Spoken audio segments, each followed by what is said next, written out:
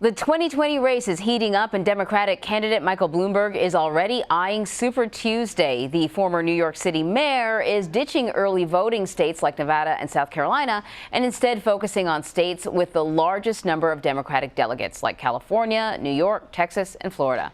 Axios reports the Bloomberg campaign has spent nearly half of its ad money on Super Tuesday and Rust Belt states, and he spent at least $350 million on ads since entering the race. So, Axios media reporter Sara Fischer is following the story from Washington and joins us to talk about this. So, Sara, typically presidential candidates care about these early states, because they want these victories in the early states like Iowa and New Hampshire, because they want to build momentum, popularity, name recognition as they sweep into Super Tuesday. But Bloomberg's strategy is completely different. Can we talk about that?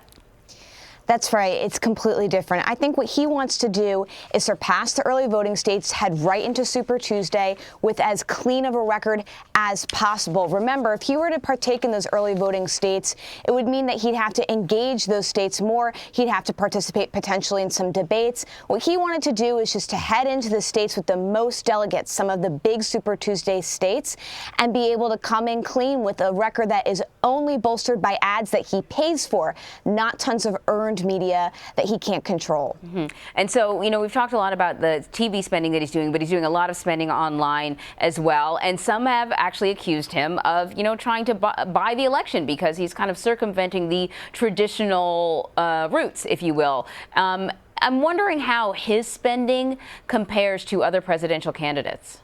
Oh, it's so much more than a whole bunch of presidential candidates. He's outspending everyone. And the reason that matters is because if you were to take a deep dive at the other campaigns, I'd say Donald Trump is actually one of the most efficient spenders online, especially on Facebook. They've really figured out how to make things go viral. They have figured out how to test things so that they're not wasting their money on things that don't work.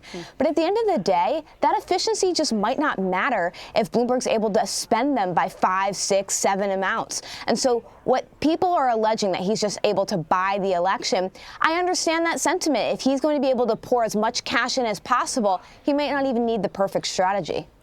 And it may actually be working. He didn't show up in Iowa, he didn't show up in New Hampshire, but suddenly he's become part of the conversation. And we're seeing, at least with some polls, him chipping away at, support that other candidates thought they were guaranteed. Like, the former Vice President Biden has been kind of campaigning on this kind of support that he gets from the African American community. And out of the blue, we see Bloomberg gaining some support within the African American community.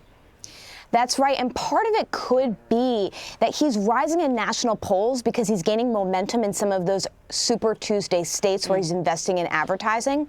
And so I think that once you gain momentum in the national polls, people around the country are beginning to think maybe you could be a viable contender to Donald Trump. Remember, a lot of Democratic voters are going into this not necessarily just thinking about which policy they care about, but who can I vote for that's actually going to beat Donald Trump in the fall? And sometimes this big war chest, it might be enough to convince people that he could. Yeah, and one of the things that I find sort of interesting about the Bloomberg strategy is, particularly online, there's clearly an attempt at times to kind of introduce some levity, give him maybe a lighter personality than he may display in interviews. Anyone who has Instagram or Twitter and follows popular meme accounts, they probably noticed Bloomberg's, meme blitz this week. What can you tell us about this? Yeah, the New York Times' Taylor Lorenz did a fantastic piece about this. The Bloomberg campaign has hired somebody who runs what's called Jerry Media. They run a bunch of really popular Instagram accounts that have millions and millions of followers to create ads that are really endemic to the platform, ads that feel like they would be fun social media memes. And the reason he's doing that is because it allows him to be a part of the conversation. I think what Bloomberg's doing well, and Charlie Warsaw from the New York Times explains this in a great piece, is he's just trying to hack our attention. What he gets better than any other Democrat right now, maybe than perhaps Bernie Sanders, is that medium sometimes can be bigger than the message. Popularity can be bigger than the policy. And he wants to make sure that he's in the national conversation, that people are paying attention to him. And if he can do that, I think that he thinks he's going to be able to convince people again that he's beatable against Donald Trump. Why? Because Donald Trump is the attention candidate. And what the Democrats have always lacked is somebody that can compete with him on the attention scale, not just the money scale, and quite frankly, not just the competence and policy scale. Right. Sara, thank you so much. Thank you.